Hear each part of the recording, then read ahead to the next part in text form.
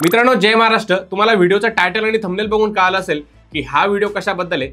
तर व्हिडिओ फक्त 10वी पास विद्यार्थ्यांसाठी आहे, कारण की 10वी पासवर आता परमनंट भरती निघाली पुण्याच्या शासकीय वैद्यकीय महाविद्यालयामध्ये आणि त्याच भरतीविषयी सविस्तर माहिती तुम्हाला मी या व्हिडिओमध्ये सांगणार आहे।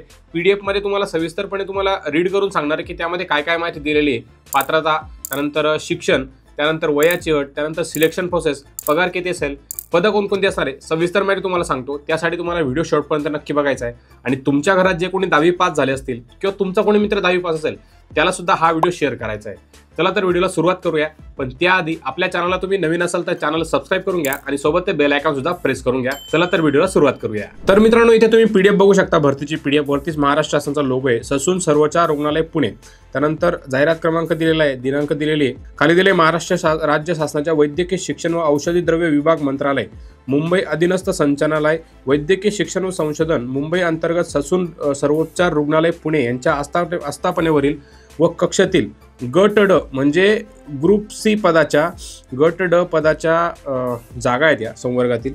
तर या सरळ सेवेने भरण्याकरिता सरळ सेवा भरती असणार आहे आणि ऑनलाईन पद्धतीने याचे अर्ज असणार आहेत, ज्यामध्ये तुमची परीक्षा होईल 100 गुणांची, तो तुम्हाला सांगतो पुढे। त्यानंतर 31/8/2025 यापर्यंत तुम्हाला अर्ज करायचा आहे, म्हणजे 15 तारखेपासून ऑनलाईन अर्ज सुरू झालेले आहेत आणि 31/8 याची शेवटची तारीख असणार आहे, म्हणजे 31 ऑगस्ट। त्यानंतर पुढे दिलेलं आहे त्यांनी की ही सदरची पूर्ण प्रक्रिया IBPS या कंपनीमार्फत करण्यात येणार असून अर्ज सादर करण्याबाबतचे अधिकृत संकेतस्थळाबाबतची माहिती ही वेबसाईट दिलेली BJGMC पुणे या वेबसाईटवर सर्व माहिती तुम्हाला मिळून जाईल। त्यानंतर पदे दिले आहेत त्यांनी, शिक्षणानुसार काय काय पदे आहेत, तर तुम्हाला पदे आणि पगार काय ते सांगतो। तर पहिलं पद आहे गॅस प्लांट ऑपरेटर, त्यानंतर त्यासाठी पगार आहे 15,000 ते 47,600 ही रेंज असणार आहे। सर्वच पदांसाठी पगार सेम आहे। गॅस प्लांट ऑपरेटरसाठी एक जागा आहे, त्यानंतर भांडार सेवकसाठी एक जागा आहे, प्रयोगशाळा परिचरसाठी एक जागा आहे, त्यानंतर दवाखाना सेवकसाठी 4 जागा आहेत, त्यानंतर संदेशवाहकसाठी 2 जागा आहेत, त्यानंतर बटलरसाठी 4 जागा आहेत, त्यानंतर माळीसाठी 3 जागा आहेत, त्यानंतर प्रयोगशाळा सेवकसाठी 8 जागा आहेत, त्यानंतर स्वयंपाकी सेवकसाठी 8 जागा आहेत आणि पुढे नाभिकसाठी 8 जागा आहेत, त्यानंतर सहाय्यक स्वयंपाकीसाठी 9 जागा आहेत, त्यानंतर हमालसाठी 13 जागा आहेत, त्यानंतर रुग्णपट वाहकसाठी 10 जागा आहेत, त्यानंतर क्षकिरण सेवकसाठी 15 जागा आहेत, त्यानंतर शिपाई पदाच्या 2 जागा आहेत, पहारेकरीसाठी 23 जागा आहेत, त्यानंतर चतुर्थ श्रेणी सेवक यासाठी 36 जागा आहेत, त्यानंतर आयासाठी 38 जागा आहेत आणि कक्ष सेवक यासाठी 168 जागा आहेत। म्हणजे कक्ष सेवकसाठी या भरतीमध्ये सर्वात जास्त जागा आहेत। तर यामध्ये शिक्षण पात्रता ही 10वी आहे आणि 2, 3, 5 पद आहेत ज्यांच्यासाठी शिक्षण पात्रता थोडीशी त्यात अजून लागणार आहे।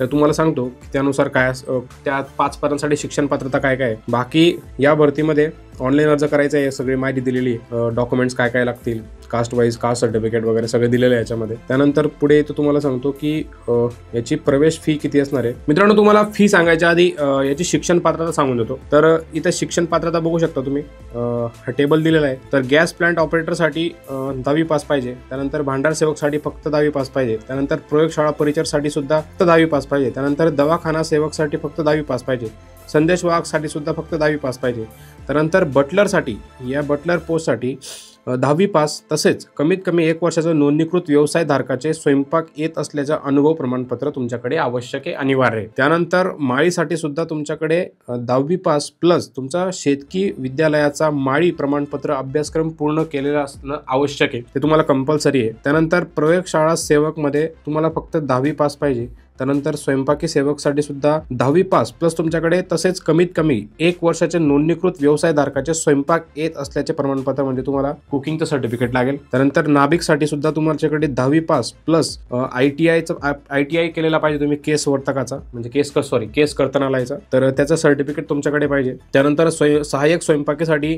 10वी पास प्लस तुमच्याकडे 1 वर्षाचं सेम स्वयंपाक येत असलेला तुमचा अभ्यासक्रम पूर्ण पाहिजे, अनुभव प्रमाणपत्र पाहिजे तुमच्याकडे। हमालसाठी फक्त 10वी पास पाहिजे। त्यानंतर खाली दिलेलं आहे रुग्णपट वाहकसाठी सुद्धा फक्त 10वी पास पाहिजे, क्षकिरण सेवकसाठी फक्त 10वी पास पाहिजे। बाकी सर्व पदांसाठी हे जे पूर्ण पद आहेत ते पूर्ण पदांसाठी 10वी पास पाहिजे। म्हणजे फक्त या भरतीमध्ये 5 अशी पदे आहेत की त्यांच्यासाठी तुम्हाला कुठला तरी अनुभव पाहिजे किंवा प्रमाणपत्र किंवा तुमचा अभ्यासक्रम पूर्ण पाहिजे. तर त्यासाठी जे आहे ते बटलर आहे, माळी आहे, प्रयोगशाळा सेवक आहे, त्यानंतर प्रयोगशाळा सेवकसाठी फक्त 10वी पास पाहिजे, स्वयंपाकी सेवकसाठी तुमच्याकडे पाहिजे, त्यानंतर नाभिकसाठी ITI पाहिजे, सहाय्यक स्वयंपाकीसाठी प्रमाणपत्र पाहिजे.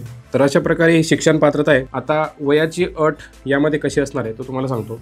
तर खुल्या प्रवर्गासाठी 38 वर्षापेक्षा वय 18 ते 38 वर्षे, त्यानंतर मागासवर्गीयांसाठी 18 ते 43 वर्षापेक्षा जास्त नसावं, तर 18 ते 43 वर्ष या रेंजमध्ये पाहिजे. त्यानंतर पदवीधारक अंशकालीनसाठी दिलेलं आहे की 55 वर्षापर्यंत आहे कमाल. त्यानंतर स्वातंत्र्य सैनिकांसाठी पण दिलेली आहे 45 वर्ष. त्यानंतर खेळाडूंसाठी दिलेली आहे 43 वर्षापर्यंत आहे. त्यानंतर दिव्यांग उमेदवारांसाठी दिलेली आहे त्यांनी 45 वर्षापर्यंत आहे. त्यानंतर प्रकल्पग्रस्त आणि भूकंपग्रस्तांसाठी दिलेले 45 वर्षापर्यंत आहे. त्यानंतर माजी सैनिक उमेदवारांसाठी दिलेली 45 वर्षापर्यंत. आता तुम्हाला हा टेबल दिलेला आहे खाली परत वयाचा, इथे बघू शकता तुम्ही.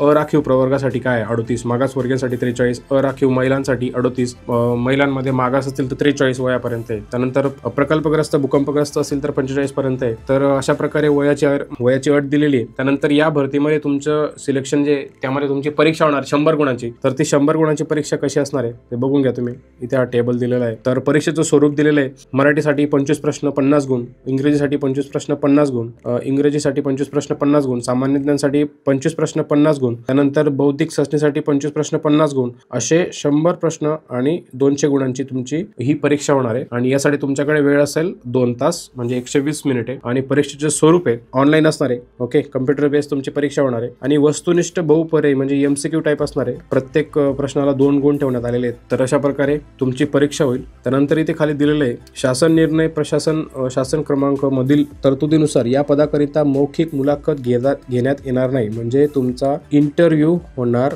नाही, म्हणजे इंटरव्ह्यू नाहीये. टेन्शन घ्यायचं काम नाही, फक्त परीक्षा पास करायचे. बाकी खाली कागदपत्र दिले आहेत बघूया, विविध कागदपत्रे काय काय लागणार आहेत हे सगळे PDF मध्ये कागदपत्र बघूया. लिंक व्हिडिओच्या डिस्क्रिप्शन मध्ये मी टाकलेली आहे. तर अशा प्रकारे परीक्षा होईल तुमची. त्यानंतर इथे परीक्षा शुल्क दिलेलं आहे. खुल्या प्रवर्गासाठी 1000 रुपये फी आहे आणि राखीव प्रवर्गासाठी 900 रुपये फी आहे. अशा प्रकारे फी या भरतीसाठी तुम्हाला असेल. तर या भरतीचा जो अर्ज करण्याचा कालावधी आहे तो 15/8 ते 31/8 सुरुवातीलाच सांगितलं तुम्हाला. 31/8 शेवटची तारीख असणार आहे. ऑनलाईन पद्धतीने तुम्हाला अर्ज करायचा आहे.